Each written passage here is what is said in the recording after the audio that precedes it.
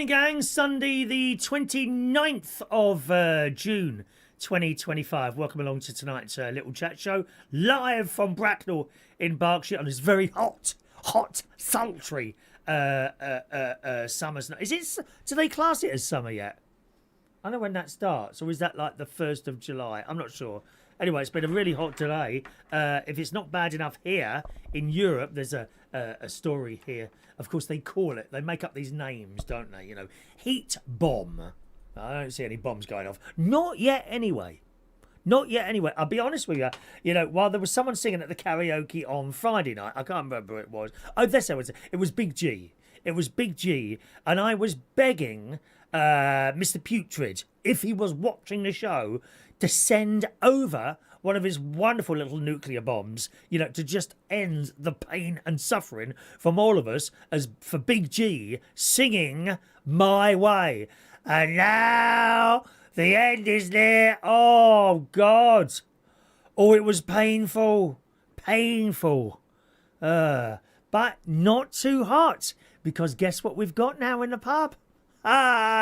We got cold air. All right, I'll give you. It's not freezing cold air. I've got air in here, and this is cold, right?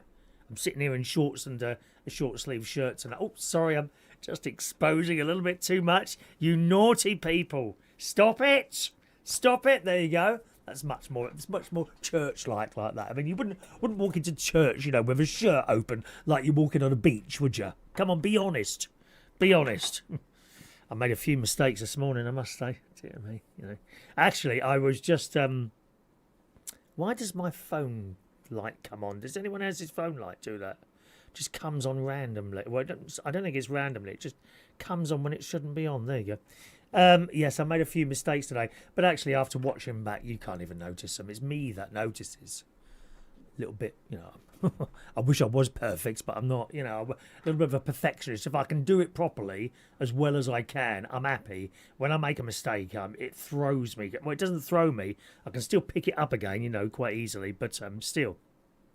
Anyway, yeah, heat bomb explodes in Europe. It says in the Daily Mail. Temperatures are expected to reach 31 degrees centigrade today in southern Britain. I actually don't... Oh, hang on. Let's ask. Alexa, what's the temperature? At the moment, it's 29 degrees Celsius. 29 degrees here, so I don't know where it is where you are tonight, but I reckon some parts got 31 degrees, which it's copable. It's copable. Like I say, I've got the cold air here, and one in the bedroom, and one in the living room, and I'm very lucky to be able to do that. You know, really, if you've got the money, then it's a great thing to have. It says, but Europe, some of Europe has had 42 degrees centigrade. Now, the only time I think I experienced 40 degrees is when me and my mate went to Israel, and we got off as this plane was coming in. Lovely flight on British Airways. The man came over to speak. I can hear his voice, funnily enough, now. It's the voices that are telling me to do it. It is. It's the voices. No, it's the voices. It's not me. The voices told me to do it. Yeah. Use that one in court if you need to, okay? This plane came down and the captain says, and it's a balmy 41 degrees centigrade. And my heart's up for, oh my God, 41 degrees. And actually, and I've told this story before, we didn't really experience it for too long, because you come out of the airport, bang, it hits you. And you're not immediately overheating. You just feel it's quite hot. And we queued up for a minicab, no more than 10 minutes, you know. Got a cab at Tel Aviv airport. And then once you're in the cab, you're in air conditioning. And then from out of the cab, you know, we crossed a pavement, you know, approximately 6 foot into an air-conditioned hotel, and it was fine, to be honest. And we both had a little sleep. And then when we got up, it was about, I don't know, 35, 36. So that was okay. But I wouldn't like to be in that sort of heat and not be able to get out of it, you know. It says Monday will be even hotter, with highs of 34 in central and eastern England. so we might get that tomorrow. Meanwhile, ambulance has been stopped, have been stood on standby near the tourist hotspots in Spain. Why is anyone going to Spain? They don't like us. Oh, no tourists. No, listen, you'll soon miss us when we've gone. Not that I've been to Spain since my honeymoon in Benidorm. You know, in 1983, believe it or not. 83, 93, 03, 13, 23, 24, 20. Oh my God, 42 years ago that was. Didn't make it past the year, incidentally, but, you know, c'est la vie. There was someone in church actually celebrating this morning their Ruby anniversary. Ruby anniversary. Is that... I don't know, I thought that was 75, but it can't be 75, 85. I mean, he wasn't 95. He looked about... Actually, he didn't look about early 60s, 65, something like that. What's Ruby? Is that 50? Gold is 50. Is Ruby more than 50? I'm not sure. Anyway, meanwhile, ambulance has been stood on standby near tourist hotspots in Spain, Portugal and France, while heat stroke pathways have been set up in some hospitals in Italy. Because it's deadly heat stroke, you know. You don't want to get heat stroke. And it comes on kind of suddenly. I don't think you realise it's happening. If you want to join in tonight, do send us a text, gang. My text number's 07451 287 337. 07451 287 337 is my text number. Big G has sent in a text already. He says, "Evening, mate. My song choice is not that bad. Regrets I've had a few, but too few to mention, mate. And I always do my best to do it my way. Did you see what I did there? No. I mean, even the text looks painful." Hello, Big G. Yeah, use that text number if you can at all, boys and girls. It's so much easier than trying to pick up your messages from the chat box there, because everyone's talking to each other. All right, but I will be in and out of it. Oh, thank you, Sarah. 40 years is Ruby anniversary, so that's not golden. Golden is the higher one, so they've been married 40 years. It's all right, isn't it? They look very pleased with themselves as they were sitting there. Good. It's nice, isn't it, to find a lifelong partner and just go on and on until, you know, the time comes when you go either up there or, you know. I think it's wonderful to be able to find someone like that. That was the case with my mum and dad, my sister and her husband, my niece and her husband, my nephews and their wives, you know, but they've been together some years. They're all over. Not Jimmy, Gary and Tracy. So Gary's my nephew, Tracy's my niece, with their other halves now over 10 years. And it's just nice to find someone to be with for so long. It's not for all of us. Doesn't work for all of us. Didn't work for me. I'm sure some of you as well. The story about the heat goes on. Tourists at Vatican City sheltered from the heat under umbrellas and splashed their faces with cool water from a fountain as they baked in 37 degrees centigrade heat. Oh, was it holy water? I hope it was holy water coming out of the Vatican. And it is a hot place to be, the Vatican. I tell you that from experience. You know, if you're in the tourist queue, which goes... You know, you can be there for ages. You really are out in the sunshine. Not only that, even if you're going inside, if you go for a tour of all the paintings and through the Sistine Chapel and places like that, there's a lot of people doing the tour. A lot of people. And it's very, very hot up there. And don't think you can get in the Sistine Chapel and have a sit down. Yes, there are a very, very few seats around the edge. And if you're tired, you've literally got to stand there and wait for someone to get up. It's so hot in the Vatican. The church itself isn't very hot. I thought that was quite cool. But certainly the corridors where they have all these beautiful paintings of ceiling paintings, you know, religious ceiling paintings all over the place. It is something else. And I have got a photo album on my Facebook. You'll have to look for it though. All my albums are on Facebook. And remember, those albums are me going back to when I was young and stupid a lot of the time. You know, a little bit of flesh, nothing X-rated. A little bit of flesh here and there. You know, which I wouldn't dream of getting out now. You know, if I took my top off now, one tit would fill the screen. I'll be honest with you. But you know, can't be slim all our lives, can we? Unless your name's Roy. He's slim, isn't he? It says elsewhere in Rome, people were being seen tended to at a Red Cross emergency point where a cooling fan was blowing. Oh, now someone mentioned to me the other day, you can buy a fan what does water as well, can't you? So you've got this mist. Oh, that wouldn't be any good indoors, would it, though? Everything would get wet. I have seen those in places, other countries like Dubai, in like as people are walking along, and they got these fans and like a mist of water coming at you. That must be quite pleasant, but no good for indoors, would it? Go out to make a cup of tea, come back down and sit warm, and your arse would get wet, wouldn't it? On the settee. Oh dear. It said peaks of 43 elsewhere in Rome. Sorry, peaks of 43 degrees centigrade expected in areas of southern Spain and Portugal, while nearly all of France is sweltering in heat, expected to last for several days. You see, in a city, it's just painful. I tell you what was, I think, the hottest I felt was in New York. That was, I think it was a June, July or August sometime, and I'd be going back here to the year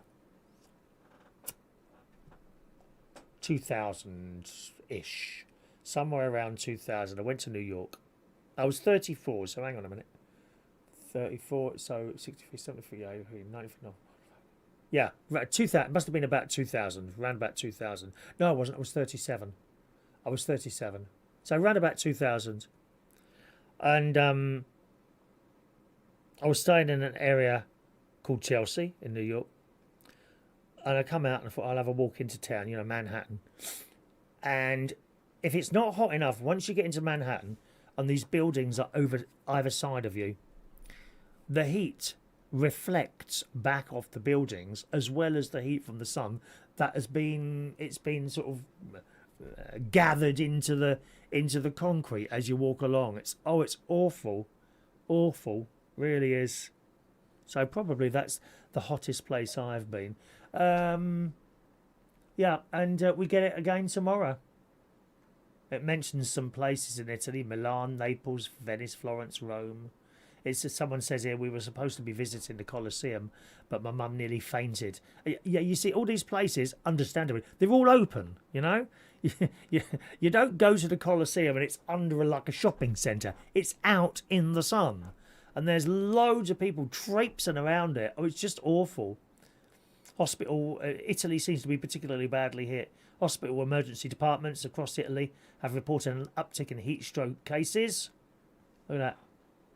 Venice, authorities offered free guided tours for people over 75 in air-conditioned museums and public buildings. Look at that.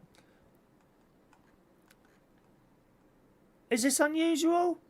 I think it is. We don't get these sort of heats. And it does seem to come every year at some point, doesn't it? Although we don't always get the sunshine here, do we? Not really. We can have a really cloudy, overcast day and it's like unbearably hot. Anyway, that's the weather news. What's the hottest weather you have ever experienced and where? There's a good question for you. That where have you? Oh my God, it's unbearably hot. Where have you been? Now I just mentioned. I forgot what I did mention. Now where did I mention?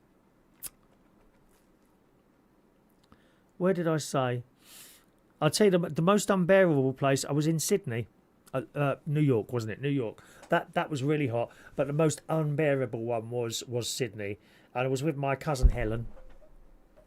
She's the one who recently lost her mum, and we'd been on a little trip from a ferry from Sydney to a place called Manly. We spent some time over there, and we came back on this ferry. It's all nice. We got off the ferry and we had to walk to the shopping centre, which is a fair walk. And we started walking, and the sun is out. There's no shade. No shade. The sun's out, and as we approach the shopping centre, the first set of doors, I just felt very odd. And I said to I said, we need to get in that shopping centre now, Helen. I said, I really don't feel well. Oh, well, if you go just round the corner, there's another door. I said, no, we need to go in there now. And I got in that shopping centre and I found a great big beanbag type thing, for the public to sit down. And I collapsed into that and remained there for about 45 minutes. It was awful. Awful. Sydney's a sort of place, you go to a mate's house in Sydney, right, for dinner. You have dinner and then you say goodbye. At 11 o'clock at night, you come out the door and it's 95 degrees Fahrenheit. 30 centigrade roughly. Somewhere around that, Stephen Pett is with us. Good evening. So what's the hottest place you've ever been? And where was it? Stephen's there. Good evening, Stephen. Stephen's in Lincoln. We visited Future Ventura last week. It was lovely all week. Been about 28 today in Lincoln. So roughly the same as what it is here. Thank you very much. Lots of love from Stephen and Emily. Could I request Robbie Williams, Let Me Entertain You? What do you want me to sing it, love? I don't do songs on this show, I'm afraid. Sorry to disappoint you. I think we should ask Big G to do that. Perhaps he could do that. Might be an idea. 07451 287 337 is my text number. I tell you what, we'll open up the phone line as well. Anyone who wants to call in about where they experience, there you go, that's on now. Where they experienced their hottest ever time, wherever they were in the world, you can call in if you want to. 020 8144 3477. There's only one line, okay? So if someone calls in the unusual event that someone does take the opportunity to call in, once someone's on the line, don't try and ring because you won't get through, okay? There's a phone number up there, 020 8144 3477. Big G, London a few years ago when I was 40. London heat seems so much dirtier and humid. I refuse to leave my flat. Oh, that's all the pollution. It's just horrendous. Sometimes I come out of work and you can smell it. I keep my windows open down that Euston Road, closed.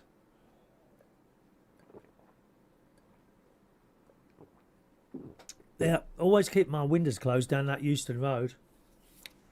They remain open until about Richmond, and then I close them up. Horrible. It's horrible. Maureen's joining us. Good evening to Maureen this evening. We missed you at the weekend. We got a bit of cold air now in the pub, Maureen, just to let you know. It's not perfect, but it's a darn sight better than what it has been recently. All right? Okay, welcome along, Maureen.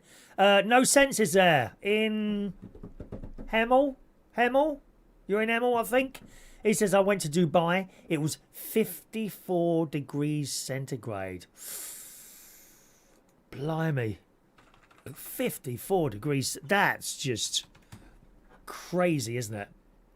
54 degrees centigrade. Stu did a rainforest trek in St. Lucia. Oh, that sounds beautiful. I like forest. Given the choice, forest or seaside or town or city, forest. Did a rainforest trek in St. Lucia about 25 years ago. Must have been over 40 degrees and humid as hell. It was awful. Yeah, I bet it was. And of course, once you're on one of those things, that's it, mate. You can't, I've had enough now, I'll go home. It's like being on a coach trip. I don't like going on coaches anymore. It's the toilet thing, Is there a toilet on the coach? No. Oh, God. I mean, the fact that you don't want to go at that point is neither here nor there. I think the worry of not having a toilet on the coach makes you want to go to the toilet. And actually you don't. I hate it. Can't get on a coach anymore. All these things as you get older, I tell you. It's a bleeding joke, isn't it? Dubai, like no sense. 54 degrees in Dubai. 54, wow. Fun things to do. Hello, Sparky. He as well. Look, the hottest place I was at was Dubai and Dhaka, around 35 to 36 Celsius at one point. It was nearly 40. So it's just uncomfortable, isn't it? It's so uncomfortable. Gary Ross, 39 degrees in Brussels. gosh, about 15 years ago. And again, that, you know, like Brussels isn't one of the places that you would expect it to be, would you? You know, hot like that. Mark Bowles is joining us today. Hello, Mark. Morning, Mark. He's just dropped his little boy back. He had his birthday this week. SJ was his birthday. Mark spoilt him to bits. Happy days, Mark. Hello to you. Roy, Jeddah. He's been to Jeddah.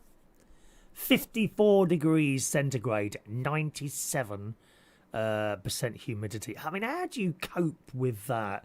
Does the body cope with that? I don't know. They say if you're a bit older, you don't cope so well. I know a lot of it is to drink lots of water. They always tell you to drink lots of water, don't they? Quite frankly, I'd rather be in an air-conditioned room with a cup of tea. Do you know what I'm saying? I do have trouble. We're all supposed to drink so much water. My friend Posh Twink Carl has a little bit of a kidney issue, and he has to have, I think it's like 2 of those great, but you know those Coca-Cola bottles? Yeah? 2 of those a day of water. Obviously not Coke. Very bad.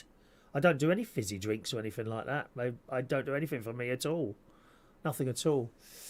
Jackie Pitt's there. Hello, Jackie.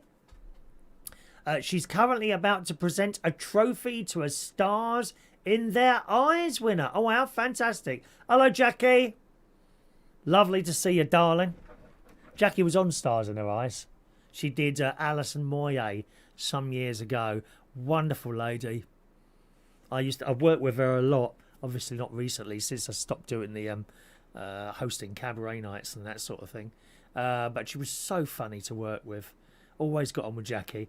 And yeah, I miss doing that. I don't miss the DJing, strangely enough. I miss putting cabaret on stage. Yeah. I got so bored with the DJing in the end. But while please welcome Jackie Can. And then you push buttons and music plays and lights start flashing, curtains open. And there's Jackie, and it's all happening because of something I'm doing. But I miss that. I do miss that, I must admit. The DJing, no, not so. Not really. Not really. Dean's there. Good evening to Dean. Hope you're being good. You have to at my age, love. No offers. No offer, only from people my own age. Sod that, mate. No thanks. Don't want to go out with an old codger. Thank you very much. Thank you, Jackie. I try and look my best, darling. Got a nice bit of a tan at the moment. I'm orange. Look, I'm almost orange. A little bit like Donald Trump I am, aren't I? Look. Gary Ross has been with his missus for 11 years. Look at that. Sparky, been with his missus 15 years. It's wonderful. Hello to Rob Grogan. Hello, Rob. Hello to you, my love. I'm just going up the list at the moment. Trying to get everyone in there. Let's see Gary there. I didn't see Gary there. I think we'll get to that too now. We've gone far enough up there. Let's come back down again. Thank you. Gary, when I lived in England during a heat wave, you had about 21 years ago. And when was that now? Yeah, I can't remember when that was now. It was 32 degrees in Blackpool. I was on the phone to my mum that day and she said it was only 26 in Belfast. I think that was the record. Yeah, I mean, it's surprising actually how close places are and when you get the difference of like temperatures or, it's raining there but it's not here. My aunt is always very, very surprised. Auntie's Brenda. If I say to her, I said, what's the weather like? Oh, it's been lovely here today. I said, well, it's raining here. Is it? And she's really surprised. Well, it's only about 30 mile away. That's just how it is, isn't it? Evening to George Bond. Evening to you, sir. High Sense says too much water can kill you. It's water intoxication. Wow. I didn't know anything about that. And Stu has been married with Sarah 15 years. Look at that. Happy days. Mark, he took SJ for his birthday. Went bowling, cinema. What film did you see? Cinema. Arcades. What did you say? I mean, he's old enough now. You can take him to see things like The Shining or Nightmare. What's the one? Freddy Krueger one with the nails. Do you think he has his nails like that all the time? I wonder if that girl on TikTok, now Julie's Beauty Parlour. I wonder if she can do Freddy Krueger nails. I like her. Julie's Beauty Parlour. I was watching. Anyone watch her on TikTok? Julie's Beauty Parlour. She does nails, but she's hilarious. And she was doing these nails the other day, and the woman kept farting. Oh, God. How awful. Anyway, yeah, he took his little boy bowling, cinema, arcades, McDonald's. Yeah. Well, you could pay someone to do that, Mark. I'm sure you could, you know. Actually, I can ask one of the lads round here that go round on those souped-up electric bikes, you know, with a little scarves round. Are they called a caftan? You know, those stupid scarves. They've got a little scarf here and like a balaclava, and all you can see is their eyes. What do they look like? Evening to Peter Lake. Welcome to the show, Peter. No sense the hottest temperature ever recorded in the UK was 104.5 Fahrenheit, 40.3 centigrade at Coningsby. You see, that's really close to the caravan. And as I tell you time and time again, the temperature in caravans is astonishingly hot. It really is. And it doesn't take a lot for it to get that. It doesn't need to be as hot as this for it to be really hot in a caravan. The sun hits it, it heats up just like a car. Just like a car. Awful. Dean. Dean met Freddy Krueger at Comic Con. If you look at my photos on Facebook, is that right? Blimey. I hope he didn't scratch you, what with all those nails and that. That's the thing, like, Freddy Krueger, right, sitting there watching the telly at home. How does he change the channels on the telly? No, because a remote control, your nails would get in the way, wouldn't you? I mean, you just couldn't do it, could you? Just a suggestion. Mark went to see Elio. Oh, I don't know what Elio is. Let me have a look. Elio. L-E-O. Film. Elio. Oh, it's a cartoon. Oh, isn't it great? You see, now that's the sort of thing, Mark. Is it a Disney thing? Is it? Yeah, Disney. The new trailer for Disney and Pixar's Elio. Oh, right, yeah. You see, I would want to go with a child or children to see that. Actually, I think I'm up at the caravan next week, aren't I? Hang on a minute. What's the date next week? 1, 2. Yeah, I think I'm up at the caravan next week. I wonder if that film's on. And then Harry and Evie might come and see it with me. I'll have to look for that. Hang on. You give me an idea now to take the kids out. They did come out with me on their own now. So, Elio for next week. I'll look that up at the Kinnemar. I'll ask him. I'll have to get in quick before my sister does. You know, because she might want to go. Actually, she can come as well. No problem at all with that. She can come. I mean, the added bonus of having my sister come with us is that we might be able to get her to buy the ice creams halfway through. Happy days. No expense here. Thank you very much. Elio. Yeah, you need to charge. It's not the sort of thing I'd go and see on my own. I'd go see Star Trek on my own. A cartoon? Nah, probably not. Yeah, £8 for a small popcorn. Right? Just pay the money, Mark. Honestly, pay the money, dear. No, did anyone force you to buy that cop? Sorry, were you dragged screaming and shouting to the popcorn counter and say, give me £8 for this pop? No. If you use your head a little bit, you go down Sainsbury's and buy it first, love, and you sneak it in your pocket. Doesn't quite work with a hot cup of tea. Unless, of course, you take a flask. I've done that. I've done that before. Yeah, I'm serious. I went to see one of the Star Treks with banana sandwiches and a flask of tea. And I had it in a carry bag. Quite obvious. No problem at all. Actually, I think they're a bit funny with you taking hot drinks in, you know, in case you go in there, pour the drink out and splash it in someone's face, probably. No, you've got to be prepared, Mark. Very surprised at you, dear. Should have bought the popcorn first. It's your own fault. It's your own fault. There you are. And Dean says when he met Freddy Krueger, he did wear his glove, apparently. Apparently, Mark's boy, he wanted proper popcorn. What the boy wants, the boy gets. Absolutely. Well, what do I want then, Mark? Not got it yet, have I, love? Never mind. Yeah, Big G goes to Aldi before going to the cinema. Very sensible, my love. Yes. Very, very sensible indeed. Oh dear. Right. Okay. So that's that. Now, so we talked about the heat bomb going on there, and how hot it is for people. Don't forget, you can call in tonight at any point. Just dial that number up there, 020 8144 3477. I don't think Vera's not here, is she? She weren't here last week, was she, Vera? She's not here this week either. So anything you want to join in with, just dial that number if you fancy a chat, okay? 020 8144 3477. Or for your direct messages to me, if you find they're getting missed out in the chat box, which is always possible because there's a lot going on there, text in on that number there. Shania's there on the Isle of Wight. Good evening, Shania. Oh, Shania, a few mistakes from me today, darling. The worst one, and I've looked back now, and it's not bad at all. I hardly notice it on the recording, but to me, it was doing the Holy Holy at the 8:30. I don't know what happened. I just played a completely wrong chord. I don't know. It was really hot in the church, though. A completely wrong chord. And then on the Gloria for the 10:30 Mass, for some reason, one of our dear choir members, and he's a lovely bloke, Graham, really nice bloke, decided to put in an extra chorus for the Gloria halfway through it. And he's got like a good, strong voice. And the beginning of it is similar to the verse anyway. So he started to... I thought, why is he singing? Have I...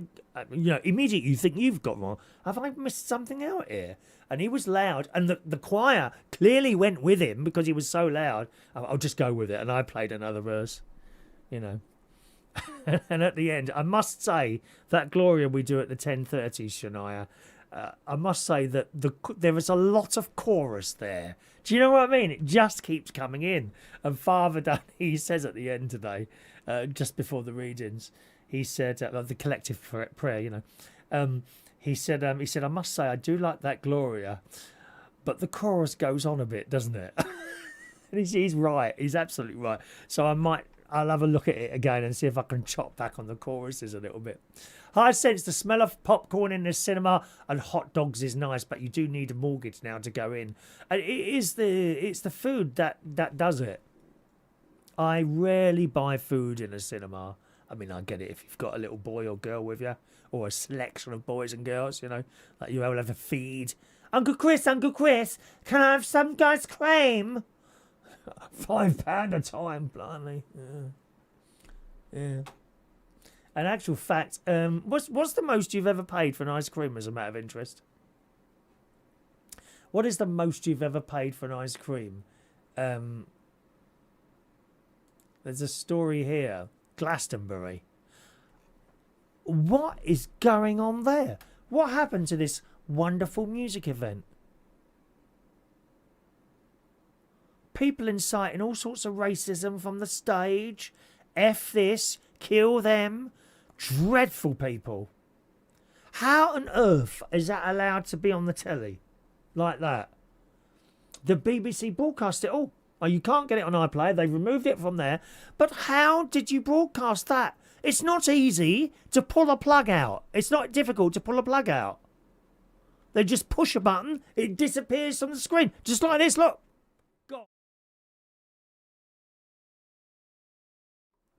That's how easy it is to take something off stream or off air. I watched this news story on GB News this morning, horrified that bloke, what's his name? Something Dylan, Villain. Something Dylan Villain. I don't know what his name is. I've never seen him before. Should have had a bloody good shower before I come on that stage as well, by the look of it. Screaming racism from this stuff. Horrendous. But we won't get into that. We're talking ice creams. Outrageous price of one scoop of ice cream at Glastonbury revealed as customers forced to fork out £5. I'll be honest, that doesn't sound particularly expensive. £5. I mean, it does, especially if you're going to Skegness. They do the best ice creams. Skegness. You get a bloody lovely ice cream with a flake in it for about £2. And they know how to do it. They're Mr. Whippy ice creams, no icicles, it's not been too cold. Oh, Oh my God. I want an ice cream now. You get some of the shops around here doing it. They can't do it. Don't taste. The texture is wrong. You know, it's a bit almost gritty where there's icicles in it because they've got the machine up too cold or whatever it is they do. They're really dear soft scoop ice creams. They used to have one up at the Legoland. And the all-you-can-eat pizza buffet, which is my favourite ride in Legoland, although it's not a ride. All-you-can-eat pizza buffet, £10.99, eat as much as you want, and they had an ice cream machine. Well, they forever pouring more stuff in the ice cream. We were filling up our plates. And then the last time I went in it, they'd got rid of it, replacing the ice cream with pieces of fruit.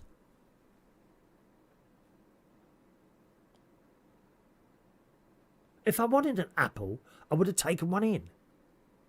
Where's the ice cream? Oh, you had to get rid of it. Too messy. You imagine these kids. Would SJ be the same, Mark? Yeah, you get great big piles of ice cream. Can't eat it all, can you? What's the most you've ever paid for an ice cream? Can you remember if you've ever felt ripped off? For me, it's Long Acres Garden Centre, which is just down the road. There's a little ice cream thing outside it, you know, not part of the garden centre. He's right outside it, this like wooden hut affair type thing. And his Mr. Whippers are something ridiculous, like £3.80 a cone. I always feel ripped off when I go there. Well, I don't end off. I do. Maybe 2 ice creams a year when I'm desperate. When I'm desperate and you get Skegness ice creams. Oh, lovely. Do you like an ice cream, Mark Bowles? I'd like to squeeze ice cream all over this. Yeah, so I think they were about £3.65 the last one. I bought one there. But they're going on about Glastonbury, £5 for a single scoop of ice cream. That seems about normal, I think, to be honest. When I've been like away on holiday in foreign parts, not Skegness. They're the best value ice creams, but other places, it's generally been about a £5. We've got this dessert place round here called Casper's. I think there's a few of them all over the place. And if you go in there for like a cake with a bit of ice cream on it and like hundreds and thousands and things like, which the Americans, incidentally, they call them sprinkles. They think it's very strange that we call hundreds and thousands. They call them sprinkles. You call them what? With hundreds and thousands. Hundreds and thousands? Yeah. We call them sprinkles. And Casper's, you know, you're looking at £7 or £8 for a piece of cake with ice cream on it and all that. See, the thing is, you know, when you go into a supermarket and like Aldi, for example, one of my favourite cakes is angel cake, you know, pink, yellow and blue? Pink and yellow. I know pink and yellow. I don't know what the other colour is now. I think it's blue. That's one of my favourite cakes. And it's a little over £1 for an entire cake. You buy one of those great big ice creams in there and it's like £2.50. So when you're paying £7, and I know, yeah, oh, we got staff to pay, we got premises to rent, we got electric. I get all that. But still, £7. I do it down the pub, a piece of cake there with some cream on it is £6.50. One piece of cake. And people buy it. Not me, love. Thank you very much. Not me. Glastonbury are playing £5. One truck, seen by the Sun reporters, is charging festival goers a steep price point for a single ice cream with a chocolate flake. Oh, you get a chocolate flake. Happy days. Well, that's not so bad for a £5, is it? Just pay the money, dear. Sweet Tooth ravers are being asked to cop up £5 for raspberry and strawberry slushes. Oh, they're not good. All that colouring. And £4.50 for frozen fruit lollies. It comes after Glastonbury fans slammed the ridiculous price of food bought from stores on Friday. Well, I tell you what, you know, if you're in that crowd that was shouting out racism and agreeing with the person on the stage, as a lot of them were, with their little flags, flying a little flag. Oh, what protest shall we go on this week? Oh, what colour flag shall we buy this week? Little flying a little flag. Go and get a job! Little flags flying everywhere, aren't they, you know?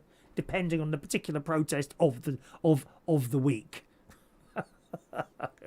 I've got more things to do with my time than traipse around spending.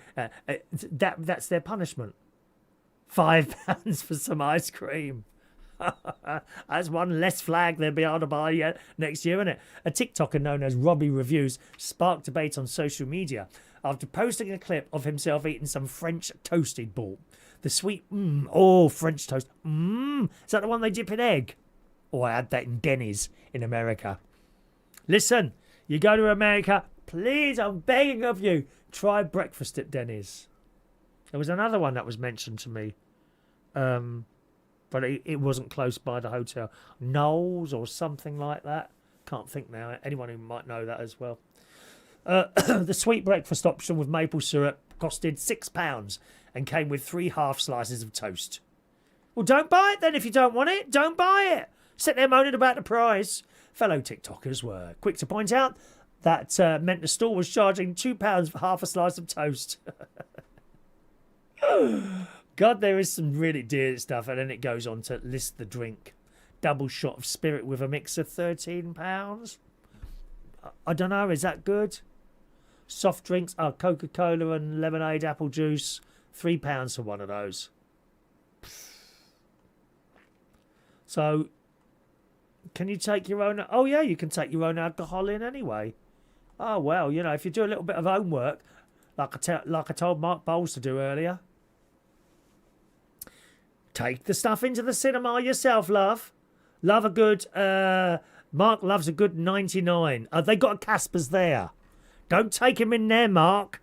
Not after you've already bought popcorn, love. You'll have to find a cheaper place to rent if you keep taking him to these places. Dean sent me a picture. Thank you, Dean. No Sense High says, Knickerbocker Glory, the best, the king of ice creams. Very nice. You make your own. Oh, there's Debs. Hello, Debs. Hi, Debs. Much excitement at the 10 o'clock, Debs. At the 10:30. Oh, yes. One of the choir singers decided to put an extra chorus into the Gloria that we do. Oh dear. Big G doesn't really like ice cream. No, are you all right, love? Is there something wrong with you? You need to see a doctor about that. I don't really like ice cream. I don't think I've ever come across someone who doesn't like ice cream. Mr. Whippy is the best. But not at Long Acres Garden Centre. Very expensive there. They do what's the chocolate shop? Hotel Chocolat. They've got an ice cream machine there, but it's lacking something. It lacks something. They're not as nice. I mean, they're all right, but they're not Skegness ice creams. It must be the different mixtures that they put in the top, I suppose. That must make a difference, mustn't it? Like different flavourings or something. Because, of course, you can get Mr. Whippy, strawberry, lemon, and all different flavours, can't you? Blueberry and all that. Anyway, Big G doesn't like ice cream, but anyone remember the Knickerbocker Glory you got in the Wimpy in the 80s? Very nice. Yeah, I bet it's not that size now. That had ice cream in it with a strawberry always stuck at the bottom. I remember going to somewhere and ordering a Knickerbocker Glory. And I thought, oh, that'd be lovely, you know, great big thing. And they came in with this glass and this plastic thing what had come out of the freezer. Very disappointing. Wasn't a real Knickerbocker Glory, you know. Not really. Thank you, Shalaya. The Lord does not look for perfectionists. That's what we've been told. Thank you very much. Thank you very much. Is that everyone there? Debs is laughing. Debs, have you been to do you go to Long Acres? Have you bought an ice cream for that thieving bastard there? It's like £3.60 or something like that for a blooming Mr. Whippy once. Like that. We got an ice cream van comes round here. Really good looking ice cream seller as well. You must have him round your road, Debs. Do you get the ice cream man down your road? He's really good looking. All the girls are queuing up. You know.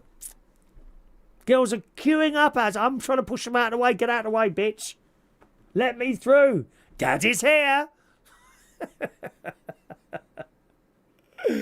Oh dear. Big G vanilla ice cream mixed with Coke. Oh, is that a float? I think that's called a float, isn't it?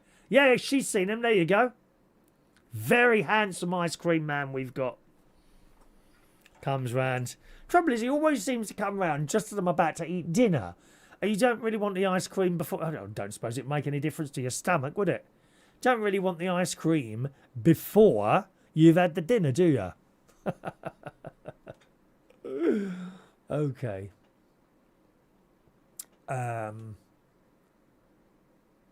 Alright, so that's ice cream there. Ice cream float, yeah, I thought it was something like that. Now, on that same subject of food, I've got something to show you, haven't I? Oh, yeah, no, Vera's not here, is she? She sent me, I gave her a spider plant a couple of years ago and it's gone mad. Look at that. That's it on the right, and she's clearly produced babies from it on the left-hand side. So that's Vera's spider plant. I did tell her I would show it today. But once again, she's not here on a Sunday night. Very disappointing. Very, very disappointing. Look at that. It's like spider plants. Very, very easy to keep. I've got two in the caravan actually, and they survive. They survived the 2 weeks of very cold weather in my caravan. 2 months of very cold weather in the caravan when I'm not up there because it's closed. January and February and March. We're not allowed to go there. February and March. It survives that, and it survives the 3 weeks in between. Generally, the visits I do up there. So when I go up there, it's only been a couple of weeks, but when I go up there next week, they will be so dry, the spider plants, but they don't seem to wilt. Have you noticed that with spider plants? They just don't wilt. Funny, isn't it? They survive all sorts of weather, they do. So, from... hi, Fiona. Hello, Fiona. She's just retired with her husband, Nick. Hello, Fiona. She's in Cyprus.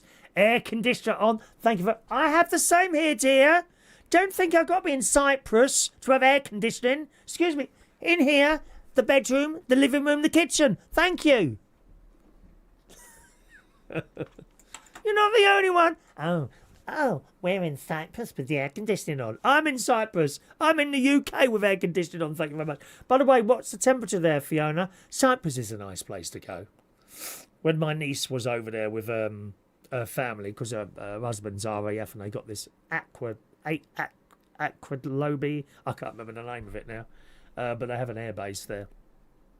So she was over there for 3 years. Unfortunately, COVID came along, so I wanted to go twice a year. It ended up going twice in the 3 years. But that's a nice place. Very easy going there. They don't seem to have much, the normal Cyprus people, but they're quite happy. 29 degrees in Cyprus. That's what it is at the moment here, Fiona. Well, obviously not in this studio because of my air conditioning. Same as you've got in your one room in Cyprus, probably. Eh? Is it your own place over there, love? Have you got your own place over there? I know some people have got places in Cyprus, Spain and all that. I thought about that. I thought, oh, thank you, Fiona. Look, come and see us. How kind is that? How kind is that? The first time I went, I stayed in Limassol. That was all right. And the second time I actually stayed on the RAF base. You know, all those soldiers, all those RAF boys, they were knocking at my door at night. Oh, look at that old guy here, be easy. But I'm not opening that door. Not easy, thank you very much. Anyway, nice to see you, Fiona. My niece's favourite place to shop there was Waitrose, albeit being a bit big. Oh, dear. Right, onwards.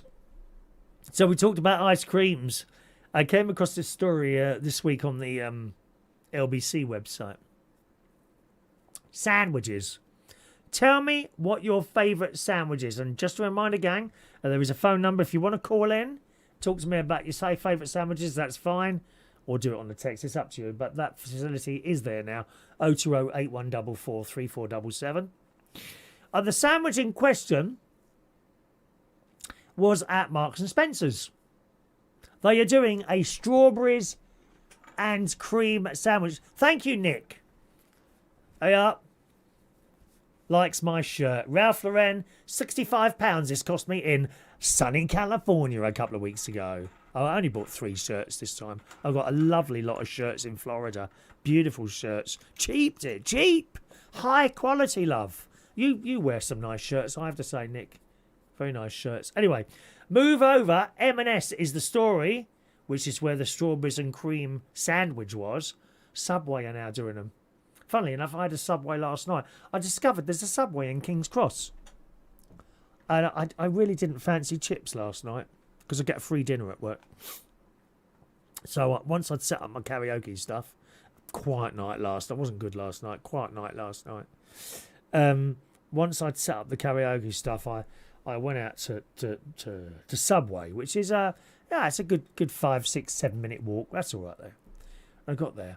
As I went in there, clearly they haven't got any air conditioning whatsoever. I felt so as a little Asian lady working behind, possibly her husband with her, and I thought, how hot must you be? Because I was sweating standing in this queue, not a long queue, about 5 people in the queue. That's all there was. And they got through it fairly quickly. And of course they got all that hot oven, you know, when you want your stuff toasted and all that, you know. Oh, don't, Nick. You're absolutely right, mate. No, you're right. I have to wear a hat, actually, when I go out now, since the hair dropped out, I'm afraid. Yeah. Anyway, so I went in this Subway, and it was so hot in there. But, you know, nice foot-long veggie patty thing. Do you not like Subway, Fiona? Oh, lovely. Yeah, it's all right. It was either that or Tesco's. See, I don't like the Tesco's in King's Cross. Horrible people in there. Customers, that is. No, they are. It's horrible. You don't feel safe in that bleeding place. Anyway, Subway are now doing a strawberry and cream sandwich. Anyone fancy one of those? I ask you again, what is your favourite sandwich? Shove it up there in the chat box or text in 07451 287 337. Oh, Mark Bowles is taking his little boy to Cyprus in October. Oh, what dates, Mark? I might turn up.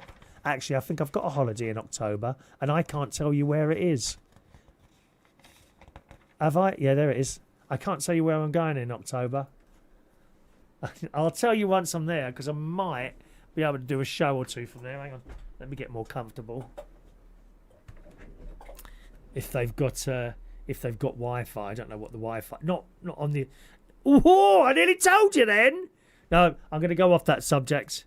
Not going to go off. I'm going to go off that subject. Otherwise, I'm going to tell you accidentally. Yeah, Mark's taking SJ to Cyprus in October. How lucky are you to be able to take your little boy there? Oh, you'll have a lovely time. Have you started saving yet, mate? Oh, dear. Fiona hates rolls. Yeah, well. Where are we? Marks and Spencer's. Yeah, but don't say anything in the chat box, Mark. You know already, don't you? Yeah. There's a couple of people know where I'm going, but it is a bit of a secret. Yeah. I've got a number 2 there. Why does it say 2 unread? Oh, here we go.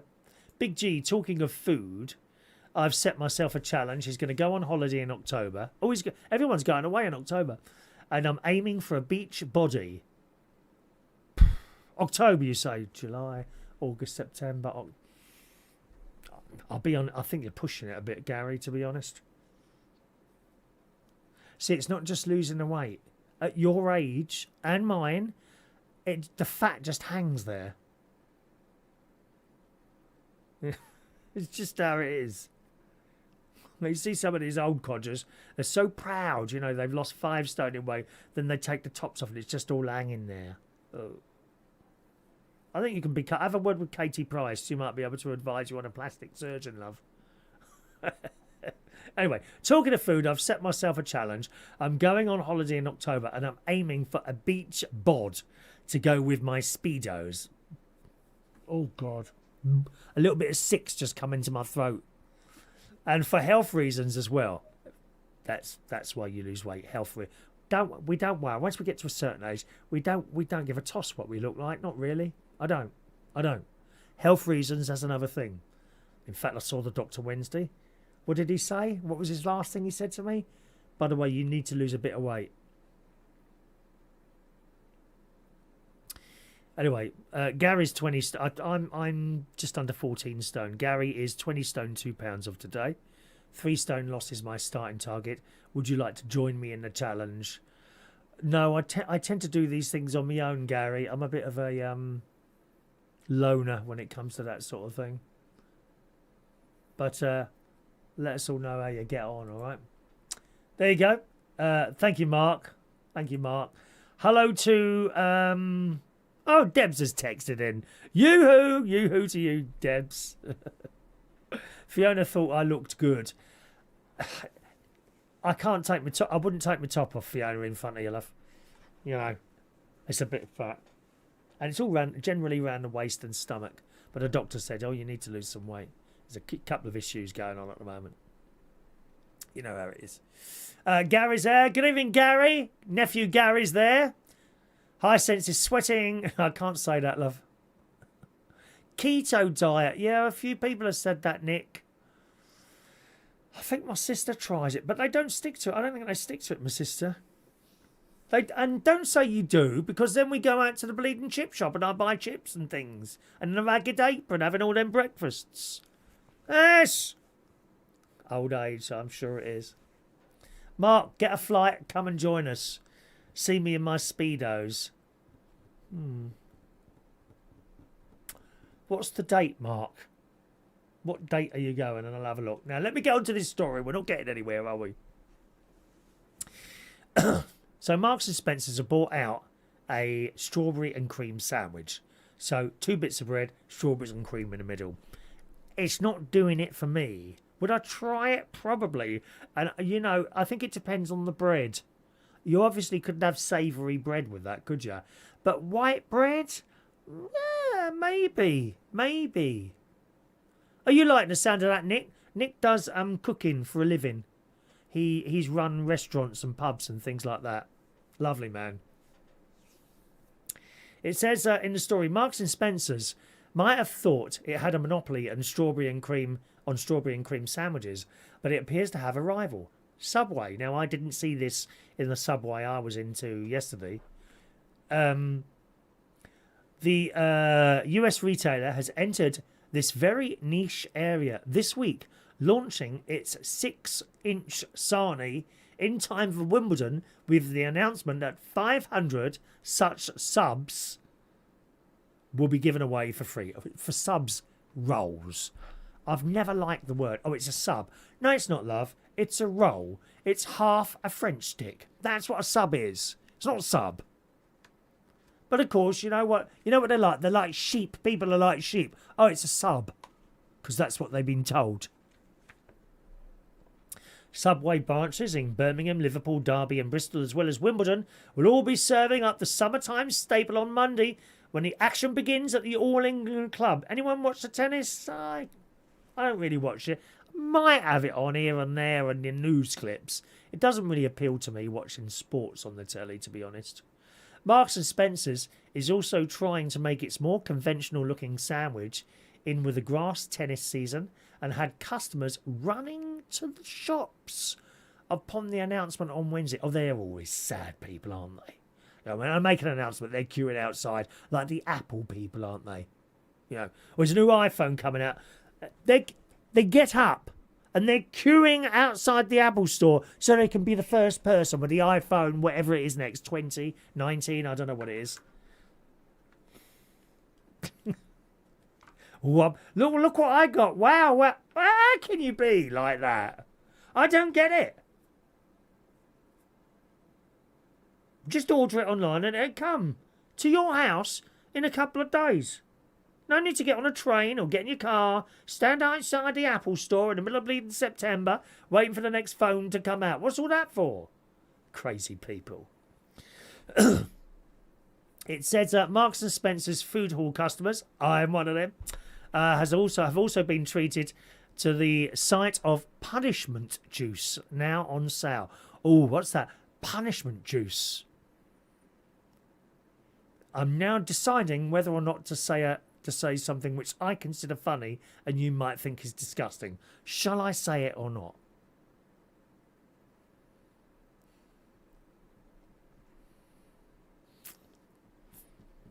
Is it over the line? I'll change the words to it slightly. Here we go. Food hall customers have also been treated to the sight of punishment juice now on sale. Do you sell that, Mark Bowles?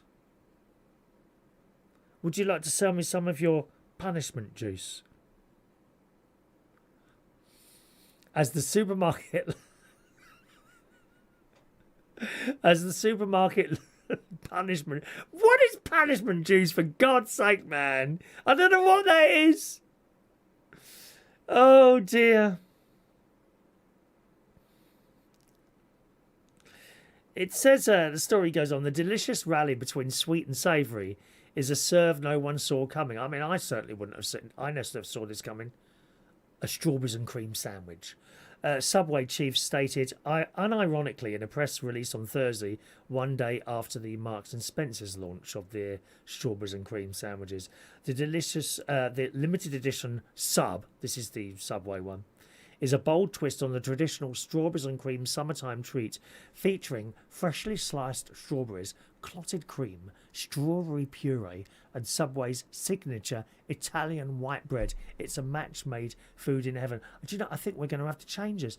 But it's only at certain ones. Wimbledon, 6 to 6A Hatfield Road. Birmingham, 80 Smallbrook in Queensway.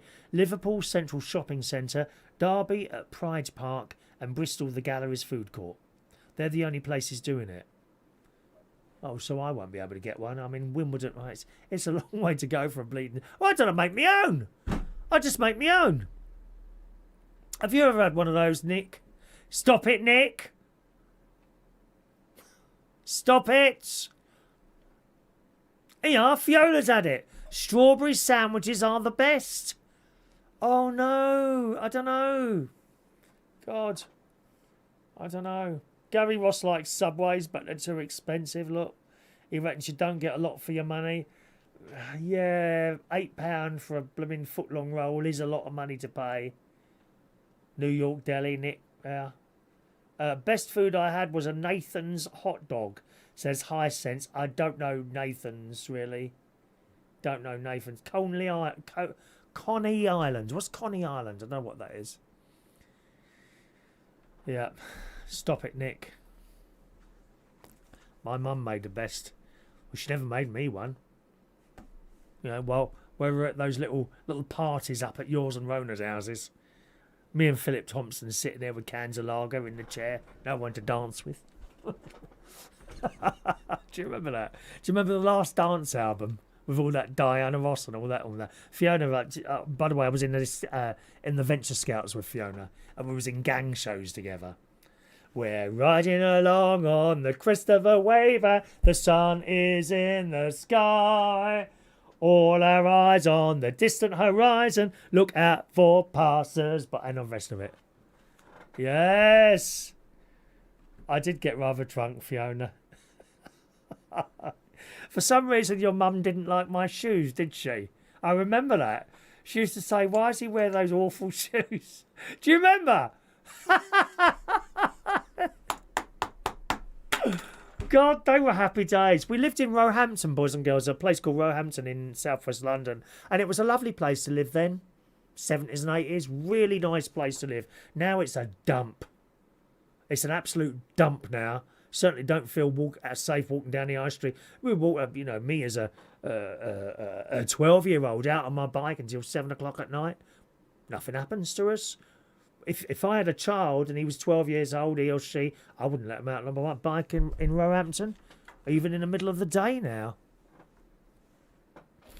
Did you and Rona have to carry me home? Was I that pissed?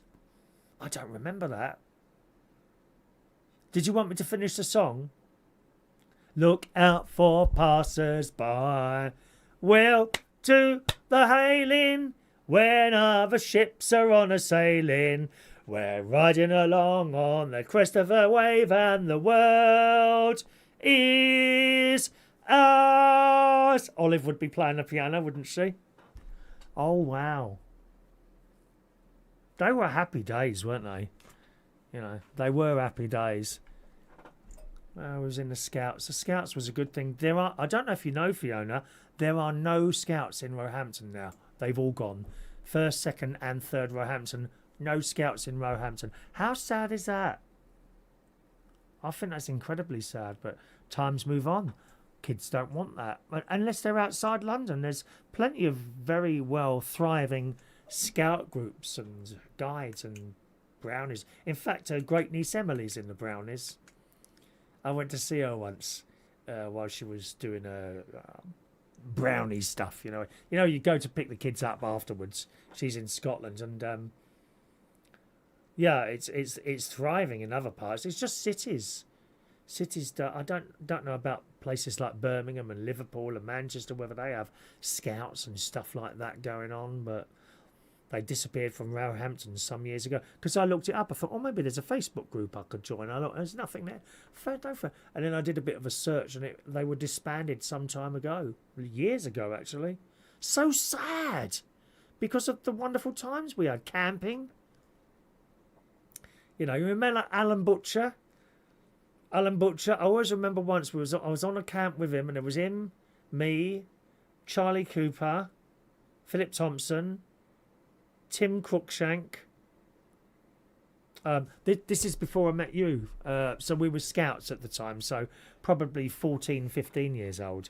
And we were at Walton First Scout Camp.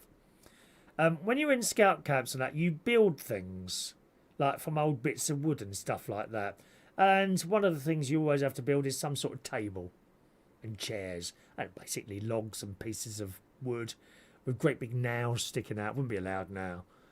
People used to climb on these piles of wood, and there'd be bloody great big nails sticking out of it. I don't know why none of them got one in their foot.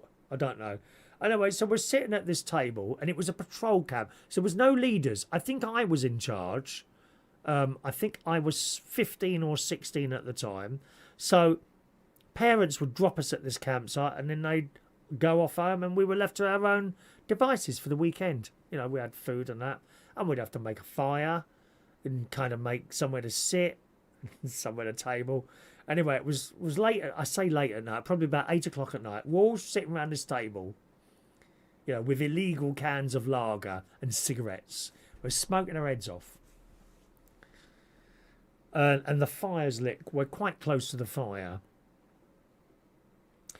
And I said, anyone smell burning? Well, it's probably the cigarette. No, it's not cigarettes. And we're all looking around for all this. What is that burning smell? Because it wasn't like wood, and it wasn't like the smell of cigarettes. I'll never forget. I turn around, I'm looking under the table. Alan, your trousers are on fire.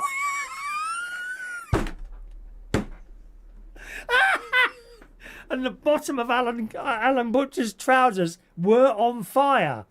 Literally. They were smouldering.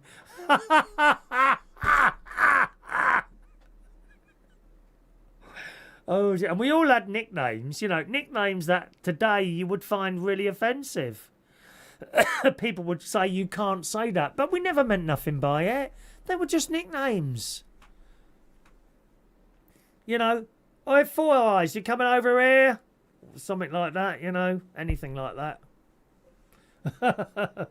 Yeah, the gang show was the best. Hampshire has brownies. There you go. Look at that. Anyway, it's gone now, isn't it? Sadly, it's gone now. We're still waiting for the date, Mark Bowles. Have you booked the holiday yet, lovey?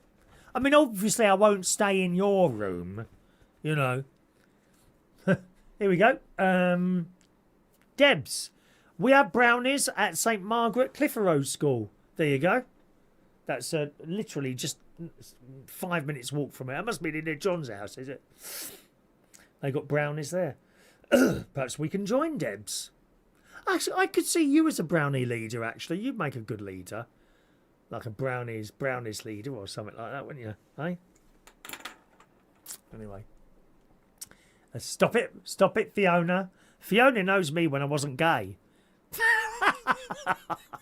I know that is hard to understand in your head, but Fiona knew me when I wasn't gay, except I was, because I used to fancy someone. I can't say where. I can't say who, Fiona. There's no way I could tell you. Certainly not on here. Maybe something happened as well. You would be so surprised, and I can't tell you. I can't tell anyone. Deborah, yeah, come on, Deborah. You can be a brown owl.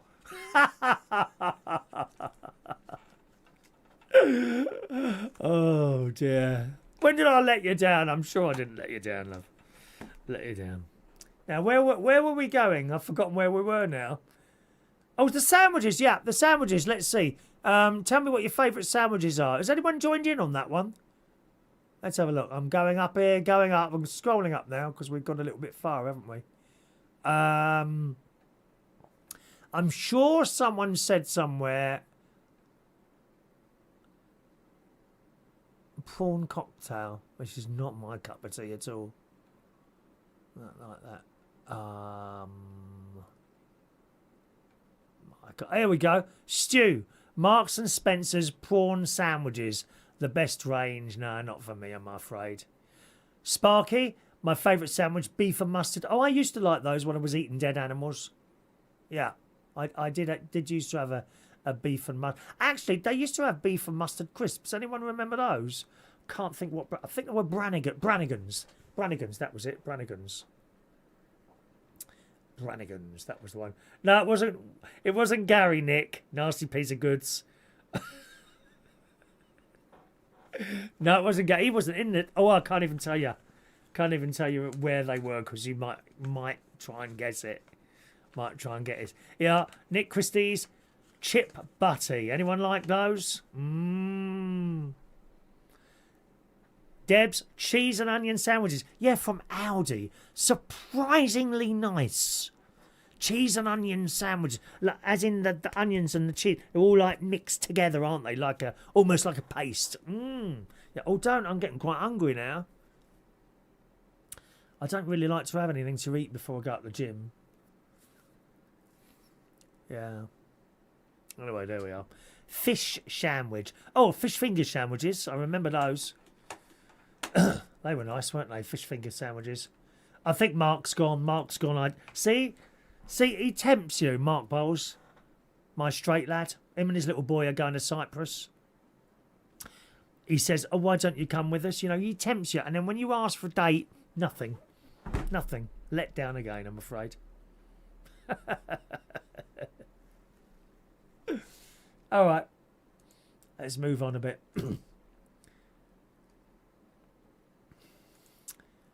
Hedgehog crisps, that's right. Yeah, they were an actual thing, weren't they? Hedgehog crisps. I've got to ask, what is this obsession with this wedding in the newspapers this weekend? Jeff Bezos and Lauren Sanchez. Now, I think he's the bloke that is either Amazon or Netflix, one of those two things. I think it's Amazon. And all we've had over the last 3 days is front page news about their wedding. And of what interest is that to me?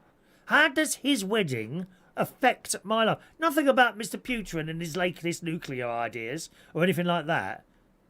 Jeff Bezos' wedding.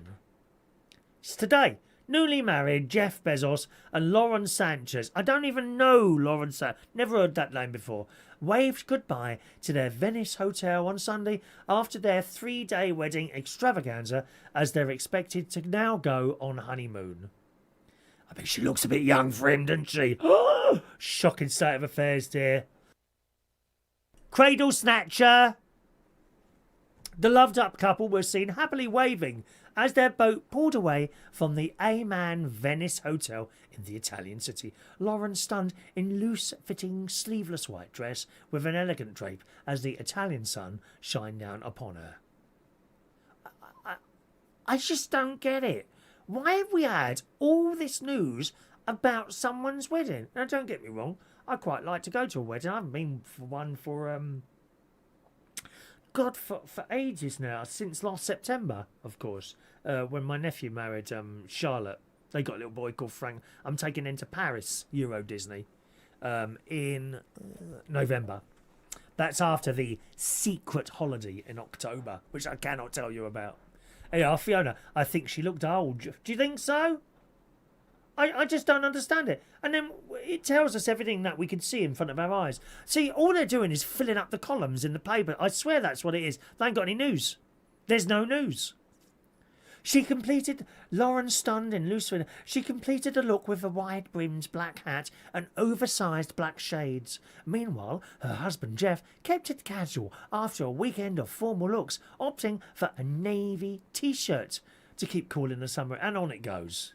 I don't understand the obsession. Is anyone interested in that? Maybe you are. Is it me? Is it me jealous that I'm still sitting here alone after all these years? As my niece's kids like to sing to me, he's so lonely, he's got nobody to call his own. I don't understand the obsession with it. I mean, it goes on. I don't want to read any more of that. Anyone interested in that? No, Fiona's not. Yeah, no sense. She married him for his money. Is that right? Is she a gold digger? Maybe. I think you're just jealous. Just because he didn't ask you. That's what it is.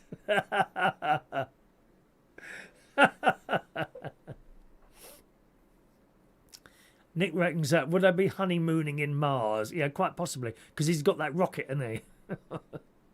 Old, what's his name? Elon Musk, another one of his rockets blew up the other day, didn't he? Thank God there was no one on it. Big G, did he have a prenup? I hope so. Big G's favourite sandwich, chicken and stuffing sandwich. That sounds quite nice. Yeah.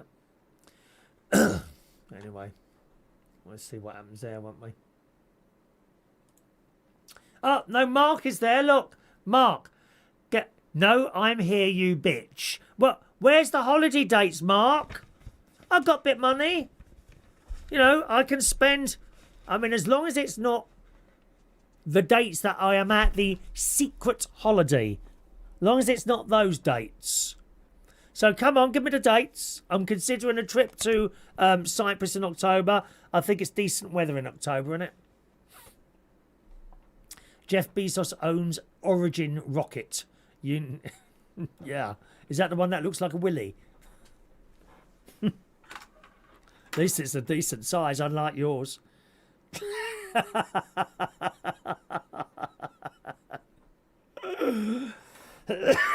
Are you actually living out there now, Fiona, for good? Have you moved out there? Wow. Wow. Oh, hang on a minute. Is Nick not Cypriot? A little bit of Cypriot in him, I think. Where I stayed, Limassol. Oh, it's some lovely. They've got this, like, what do you call that thing? You know, I can't think of the word now. Not veranda. You know, along by the sea, what you walk along. Oh, it's beautiful there. Really, really nice there. Oh, I thought you were, Nick. Yeah, I thought you were. There we are. We've moved on from the sandwiches now, thank you. Chicken stuffing with cranberry sauce. He likes that hyacinth. Larnaca, yeah, I know that as well. I quite like Pathos again. In Pathos, you've got a great long... And they're all English. Loads of old people on holiday. That would suit me then, wouldn't it? And all along, it's just this... It almost looks like it's new. Like just concrete. Just goes all the way along by the sea. And you can walk all the way to and from, and all these people are walking up and down there all day long, you know. Promenade. Thank you, Roy. Thank you, Roy. Promenade. That's it. Mark, no, I still don't see a date from you. No, you're not telling me. You see, you dangle the bloody carrot, don't you, love? You dangle the carrot in front of me. Shocking. Now, talking of nice places to go on holiday... and you're mentioning Cyprus here. What's the prettiest place you've ever been to? I'm struggling, to be honest. I think the prettiest place I've been would be sitting outside my room on a beach, because it was like my room, beach, ocean, It was really close. In Queensland, in Australia. It was called Turtle Cove. I thought that was really nice there. Really nice. Some years ago now. We used to get geckos in your room. Which is fine, you know, they keep the insects out. Horrible. You don't want insects in your room, do you? Geckos, they're okay. Only thing is they're on the ceiling, and like sometimes at night you get woken up because they can't hang on all night long and they fall off, and you hear that. Fortunately, not onto my face. Yeah. What's the prettiest place that you've ever been? The Sun is reporting a European city most people associate with Christmas is getting new UK flights this year. Strasbourg. Strasbourg is the capital city of the Grand East region and sits on the French-German border. And there's some pictures of it here, which sadly I didn't put onto the screen. Let me see if they save. They don't always save easily. Save image. Is that going to work? Oh, yeah, it will. There you go. Let's just shove this up on the screen for you somehow. Right, phone line's closed. I'm not bothering with that now. No one's going to call in. Unlucky bitches. Downloads. There we go. Where are we? Oh, right. KBNN. 1 minute. Let me just bring this up for you.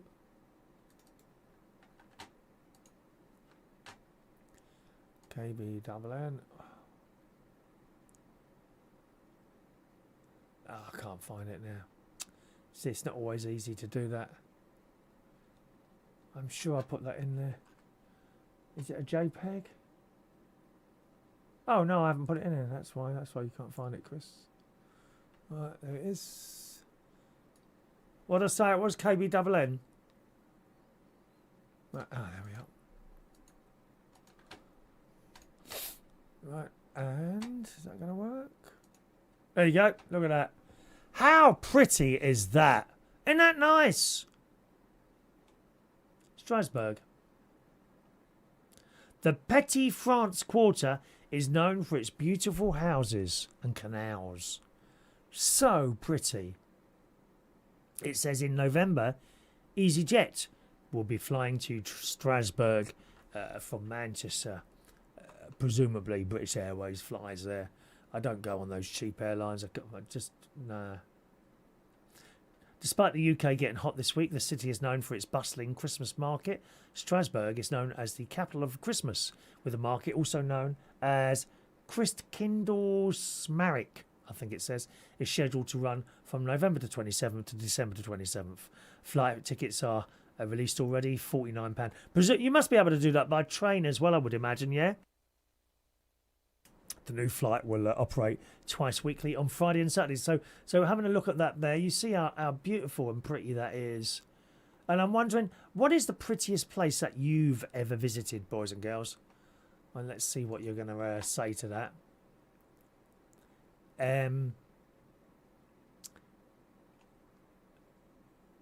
Deborah says Hydra. Where is Hydra? I've never heard of that. Hydra? Hang on. Hydra. A mythical multi-headed serpent from Greek. I don't know. Why have you randomly put up the word Hydra there, Debs?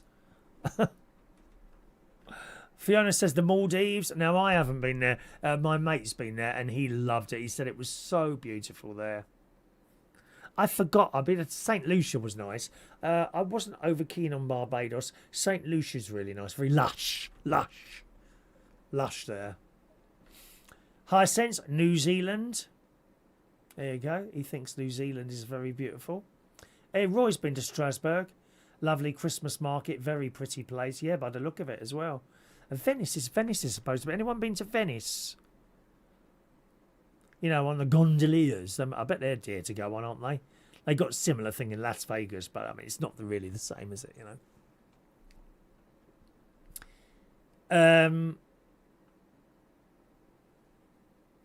Nick prefers Roehampton. You're a liar. Debs, Greece. Very pretty in Greece. It's all white and blue there, isn't it? Oh, okay. So Hydra is an island near Athens. There you go. It's so much easier when you give a full conversation, don't you think, Debs?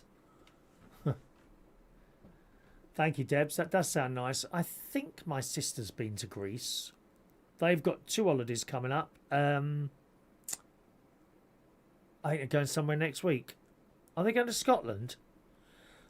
Gary, are you there? Are they in Scotland next week, Gary?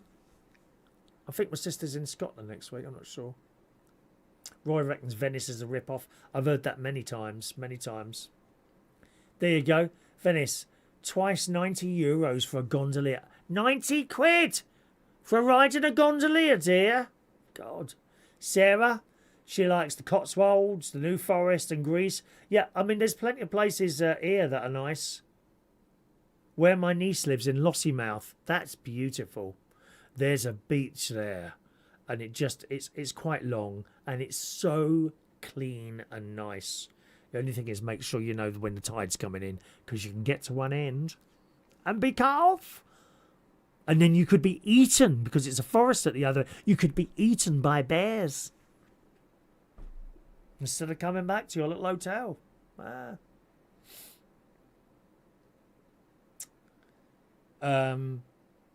Cayman Islands, says Hyacinth. Yeah, I've been there with my mate, Cayman Islands. That was like a trip, I think. Where were we? We were somewhere else and we had a trip to the... I think we were on a boat. I think that was when we went on a cruise. Oh my God, that's going back 25 years, that one. Cayman Islands. Good night, Nick and Fiona. Have a nice evening. Have a nice evening. Yeah, Debs. Her great-grandfather was from Hydra, an Orthodox priest. Look. Vietnam? What's the attraction of Vietnam? What is there? As a matter of interest. I got in a few mini cabs actually when I was in Uber cabs when I was in California, driven by some absolutely delightful, and they were older people, you know, old, my age and older, driving Uber cars in California. They were. It was nice. You seem to be quite well travelled, High Sense. You're naming all these different places. Have you been to all of them there? Bora Bora. I've no idea what that is, Roy. Bora Bora. Tobago. That's got a nice ring to it, that name, hasn't it? Tobago. The Seychelles. Look at this. Look, so many places you've all been to there. Roy's been to 92 different countries. Wow, look at that. That is a lot, isn't it?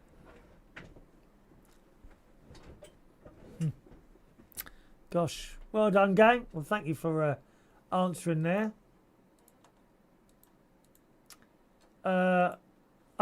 Mark. Thank you, Mark. Hang on, let me just double check my diary. Oh, you're joking. Exactly the same week as I'm going to the secret location. That's exactly the same week. Sorry, Mark. I know you're going to be devastated, but I will not be able to attend coming to Cyprus with you. How disappointing is that? Is it the exact same week? And I'm all booked, sorry. Big G.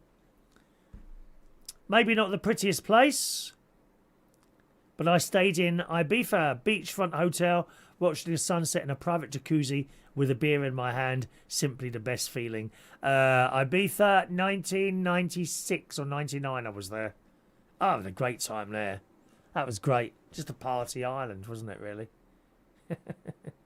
Thank you, Hisense. The countryside in Vietnam looks at Top Gear. Did they do a Top Gear over there? Did they? I don't know. I don't know, really. Yeah, nice. Yeah, sorry, Mark. I'm really sorry about that, lovey. Have any of you got aircon, by the way? Has anyone else got in one? Usually people only do one room, the bedroom. I mean, I had my bedroom done years ago. I mean, literally years ago. And then I did this. Oh, no, was it this room first? No, it was the bedroom. I had like a portable one in the bedroom for years. And then that broke and I replaced that with another portable one. Then when that broke, I had a proper one put in, you know, on the wall and all that business. So have any of you got aircon? Just as a matter of interest there.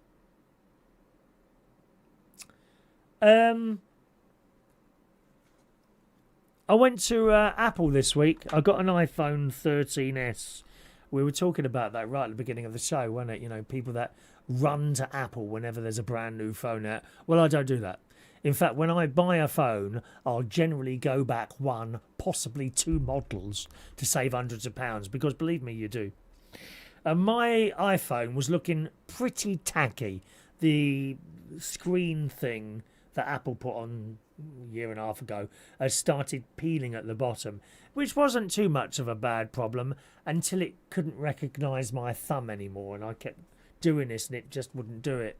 Anyway, so my mate's just bought a new car. He's got a fully electric Hyundai Iconic 6. I think it's the... Hang on, let me have a look.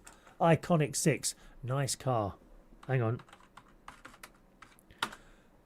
Is it this one? Is it the Iconic 6? I think it's a 6. It looks like a Porsche at the back. Yeah, it's got to be that. I think it's the 6. Yeah, it's the 6. He's just got an Iconic 6. Fully electric. And he was saying to me the day before, I think Monday, he said, oh, I'm coming round. I've got something to show you. Okay. What is it?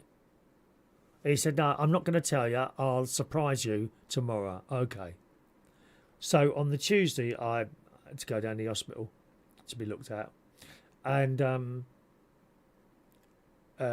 he said, are you in later? Yeah. He said, I'll come round later. Anyway, so off he went. And I thought, I wonder what he's... I had no idea. No idea what he was bringing round. No idea at all. And in the back of my mind, I thought to myself, don't say he's got a kitten. He's going to bring a cat round for me.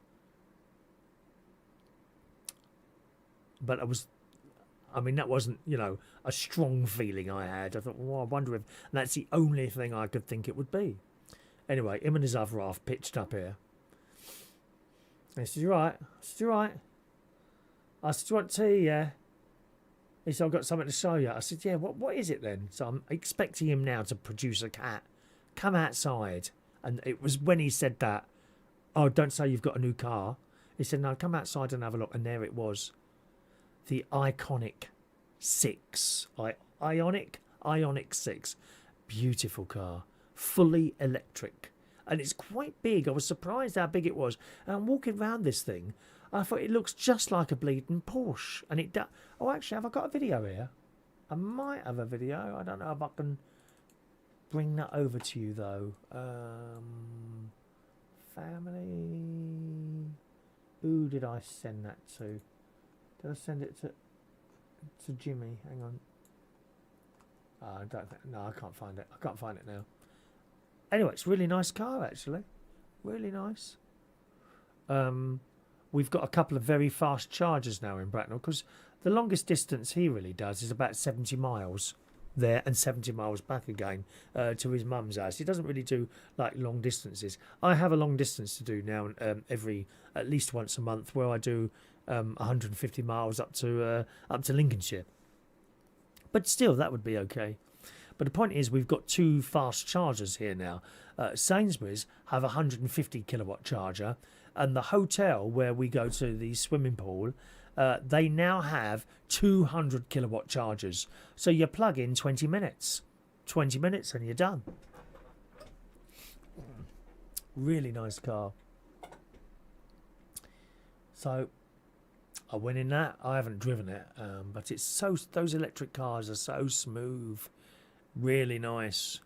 And I said to him, do you fancy taking me to Reading on Wednesday or Thursday, I think it was? He said, yeah. He said, I need to go to the Apple shop, get another screen, because I tend to go to the big shop. Do you know what I mean? The shop, rather than the little man on the corner to have things done. You get like a guarantee and all that. And always a bit funny, the bloke who's got a little stall in the middle of a shopping centre. I don't really do that sort of thing. Anyway, so we went to Apple in this new car. He's a bit precious with cars. Slight scratch or slight chip out of the wheel, he does his nut. That's why I don't want to drive it, mate. Oh, and you're not allowed to eat anything in there, or fart. Are you farting on my chair? He goes mad. So we got up to Apple, and I said, "Have you got a screensaver for one of these? I need this replaced." And he said, "Oh," she says, "iPhone 13." She said, "Yeah." I said, "Yeah." "Oh, we don't really have the stuff for those anymore." And I went, "Well, I've only had this 2 years." "Yeah, but you've had it 2 years. It's actually a 4-year-old model." And that, I mean, stuff is just so throwaway now. It's so much waste in the world, isn't there? Don't you think? So much waste going on all the time. Oh, okay. Well, what about a case? That comes tap tap tap. No, we haven't got a case for it either, I'm afraid. Oh, right. And Ronnie then says, he said, "Well, why don't you just buy a new phone?" I said, "Well, the other one's working." "Oh, yeah, but you can upgrade it." "What for? What does the new phone do that this doesn't do?" "Oh, it'd be a better camera." "Well, I'm looking at my pictures now. Nothing wrong with the pictures."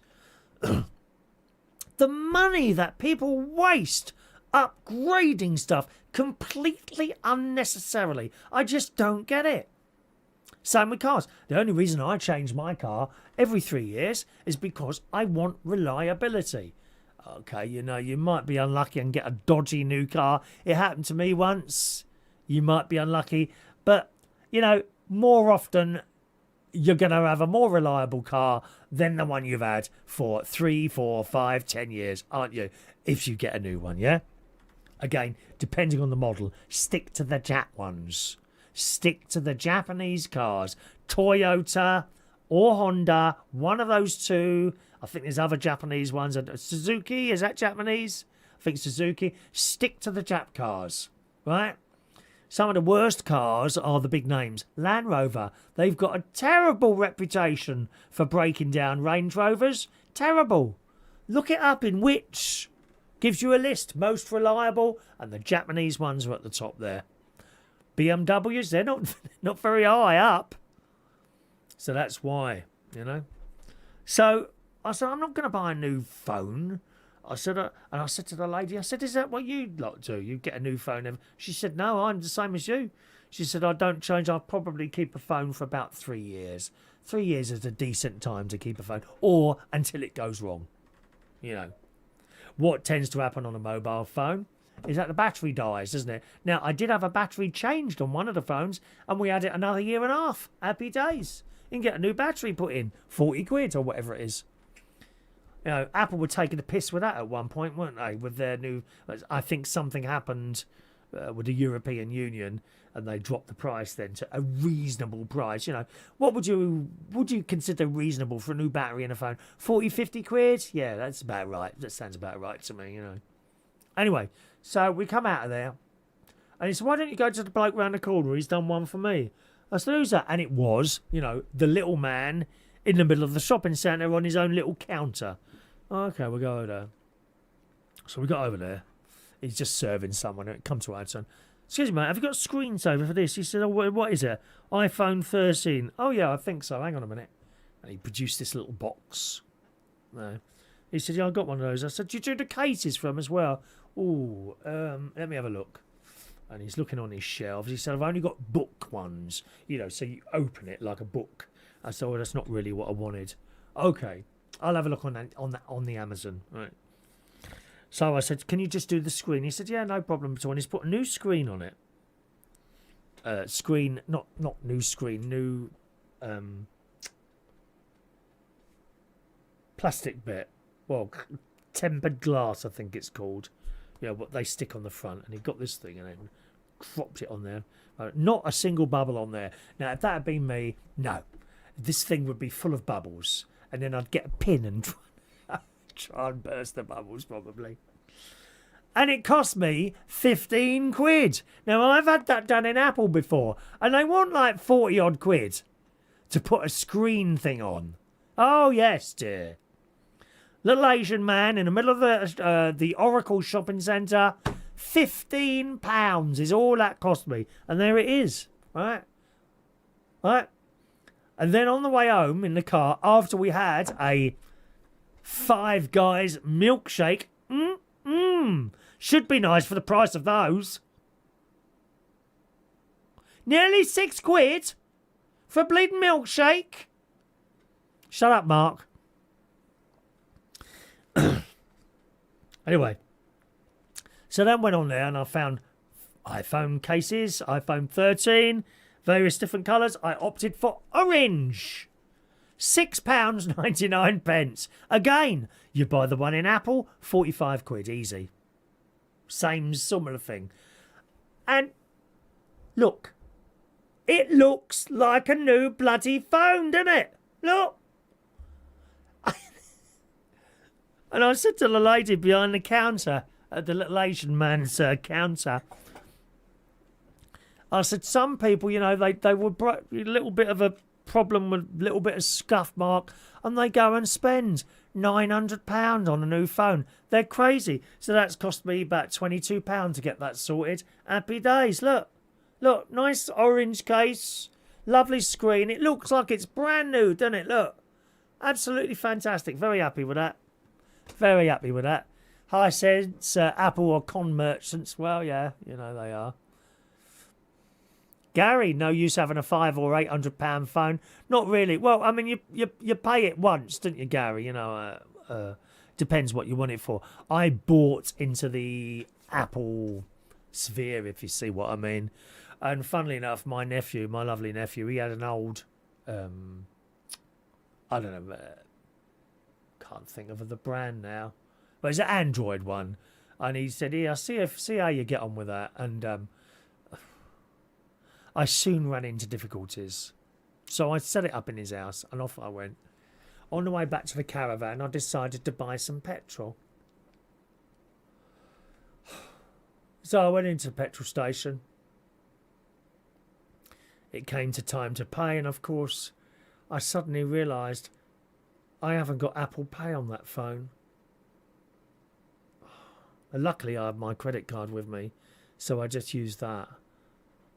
And I got back and I thought, everything's in a different place. And I gave it back to him and I went back to Apple. Well, it's difficult once you've bought into a system. I think it's probably easier if you're a youngster and you're happy to try all these new things. You know how it is when you get old. You don't like change, do you? You know what I mean?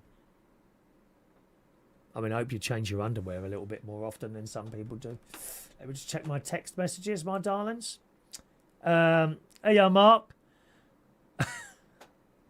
A very good point, Mark. Very good point. Yeah. No, I've got to go there now. It's all booked.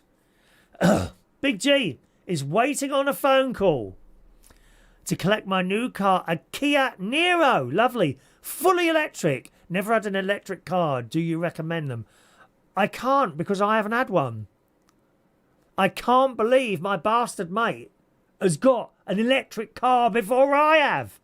But that's my fault because I was going to go electric this time, but I'm just not convinced. I'm still not convinced yet. It's all very well having two fast places to charge down here. I certainly don't think it's any cheaper. Unless you can plug in at home. And I can't plug in at home.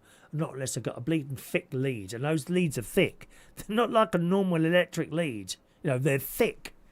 You know, and you can't have it going past 4 houses and across a car park to my garage, can I? You know, it's too dear. Paul and Lou? Nissan van, Chris. Had it 6 years. Great Japanese, mate. Nissan. There's another one. Good evening to my favourite losers. Paul and Lou. I totally go along with the whole Japanese car thing. They are extremely reliable. I heard a story once. One of the American manufacturers were having trouble getting parts from their usual supplier. So they went to Japan. I don't know if this story is true or not. They went to Japan to have this particular part made. And the Japanese said, thank you very much. We'll get this made for you. And the American says, well, we need it to be a tolerance level of like 3%. And the Japanese said, what do you mean tolerance level? Well, it needs to be within 3% of the dimensions we sent you. And the Japanese said, we don't work to tolerance levels. They're like, what do you mean?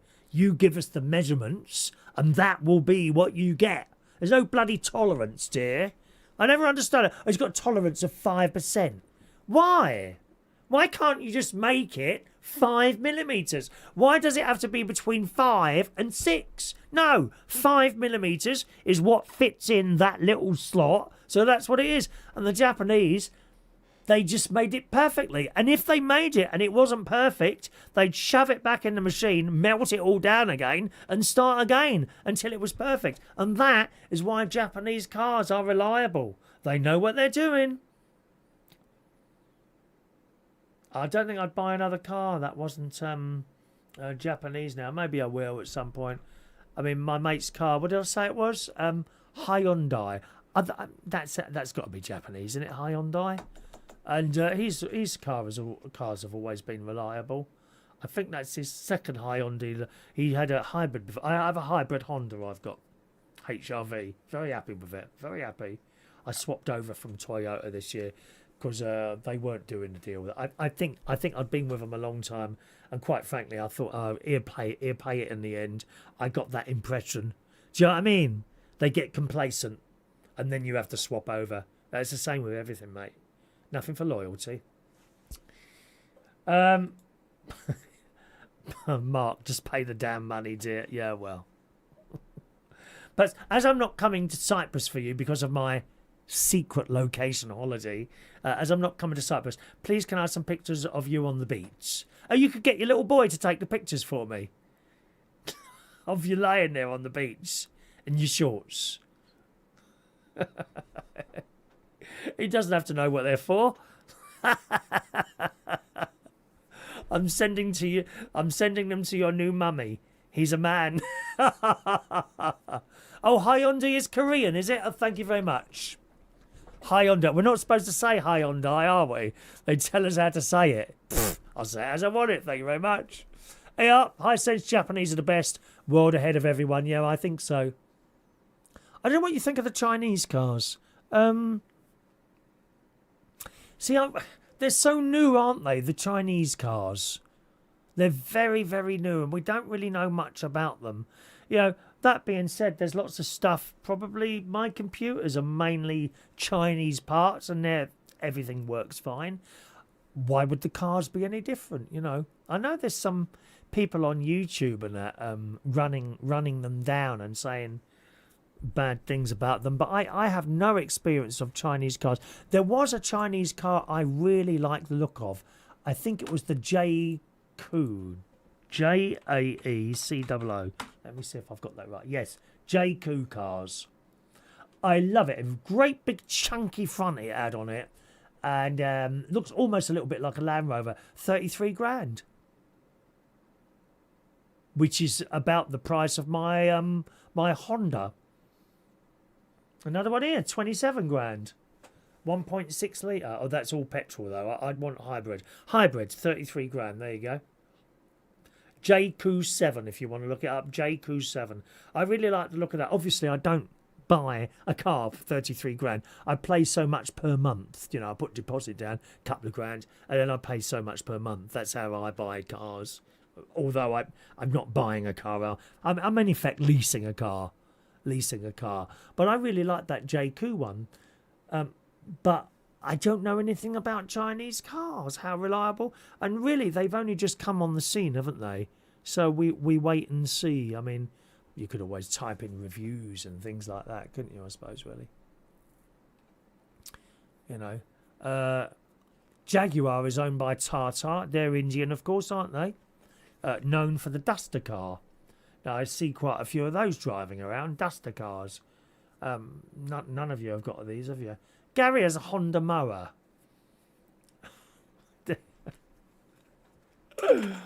Oh, dear. Anyway, that's our little chat about cars there. Mark, a good Japanese mate of mine. No, I'm not reading that, mate. I'm reading it. No, I'm sure there's a tripwire in there, for me to fall over, my dear. Okay, so there you go. You know, when your phone's looking tatty, don't go out and buy a new one. If it's working all right, go and get yourself a new case from Amazon, £6.99, and a new little screen for 15 quid at the Asian man in the middle of a shopping centre, and it looks like a new phone again. Just making some suggestions. One of the world's biggest jokes that we've seen absolutely destroyed one man. And you'll remember this name. You're all of an age. Ratner's. Remember Ratner's, the jewellery? And his stories come up today in the Daily Mail. Once hailed as the undisputed king of the British High Street, Gerald Ratner was a jeweller with the Midas touch until a single offhand quip turned his glittering empire into dust. At his peak in the late 1980s, Ratner was earning £750,000 a year, which these days, I suppose, in the grand scheme of things, wouldn't be a lot of money. But back then it was, £100. You remember getting £100 in the 80s? God, it's a deposit for a house, mate. It's a lot of money. At his peak in the late 1980s, Ratner was earning £750,000 a year, jetting between his riverside home in Bray, Berkshire, which is not far from here, and a Mayfair mansion in a private helicopter, and overseeing a retail empire that controlled half of the UK's jewellery market. His company, Ratner's Group, was the biggest jewellery retailer on earth, owning H. Samuel. I didn't know this. He owned H. Samuel, Ernest Jones, Leslie David, and even Watches of Switzerland. I didn't know that.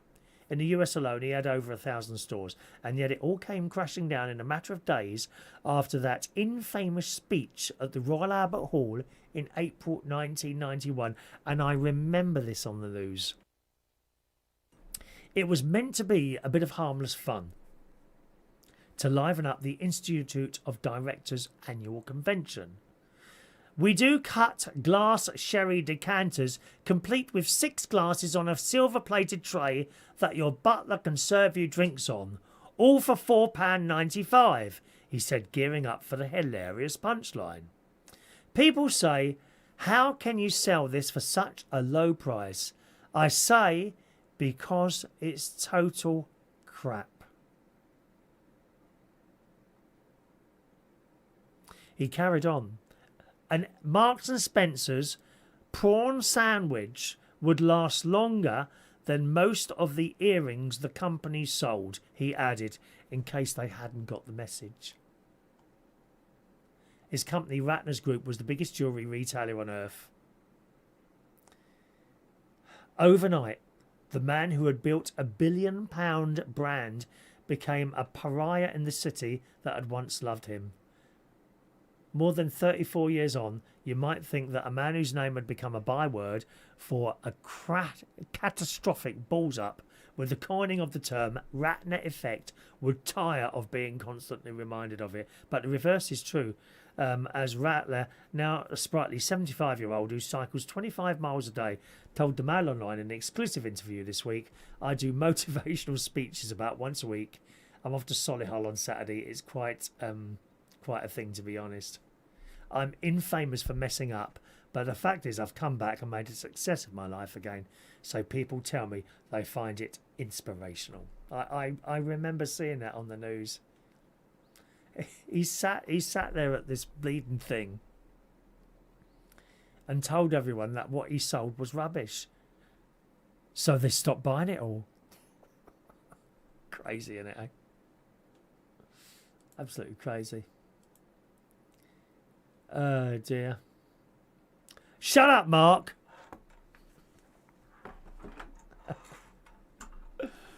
Right. Let's have a quick look then, and I think we'll finish off this evening, gang. Hisense Rolls Royce is owned by BMW. Oh, there was a lovely. I'd love a roller. There was a lovely green roller. I go past the Rolls Royce garage in Ascot on Fridays and Saturday nights because I come off the motorway. I quite like going on the A30 rather than the motorway on the way home. It's about another minute longer, but it's so much. I don't like motorways. It's just constant move, especially the M1. Oh, what a boring. How boring is that road? The M1, most boring road in the world, isn't it, eh? Horrible, that is. Anyway, time to go. Thank you very much. I probably won't be with you next Sunday, boys and girls, as I'll be up the caravan. visiting family and all that sort of thing. Okay. Just a reminder, gang, I do a little radio show. It's on in the morning between 9 and 10 a.m. Okay. If you go to reachonair.com on your computer, right about a minute and a half after 9 o'clock, after the news, and I'm there, and I play music, I have little competitions, and we just have a little bit of a laugh in the morning for an hour. And I also do that on Tuesday night between 9 and 11 o'clock. Okay? And as I say, if you haven't been along to that before, do pop along in the morning. And we have I've got to say, we've got a little bit of a community going on there. There is a chat box there. Generally, you send me the messages through the text or a special message thing, which is easy to get on the internet rather than a chat box, because it just gets messy in the chat box. All right. And there's a proper community going on there, a little bit like the community in the church, really. There's a proper community of people talking to each other and that. And if you don't want to be involved in that, then that's fine as well. You can just listen to my dulcet tones and join in by talking directly to me on the text messages. All right. Mark wants to know, what am I doing after the show? I'll have a cup of tea. Might have a piece of toast or a chocolate biscuit, and then I'll go up to the gym. But I don't like to go up to the gym too early because all the day people will be up there. If I can get there, sort of a good time to get there is 9:30. By then we're down on numbers, and by 10 o'clock there'd be about 5 people in there. That being said, it was one night last week. I went on Thursday night, and it was busy on that Thursday night. I was so pissed off. I went into the. I just finished, and as I got up, a girl walks past me, opened the door. For, she's got the bloody shower, because there's only one shower at that time of night, and she got in there first. But never mind, it's just one of those things. So that's what I'll be doing. I was watching Casualty earlier. I got fed up with it in the end. I turned it off this morning. Anyway, thanks very much for joining us, and I'll see you again tomorrow morning here at reachonair.com. All right? And that'll be just after 9 o'clock. Enjoy the rest of your Sunday, and thank you very much for being there. Cheerio now.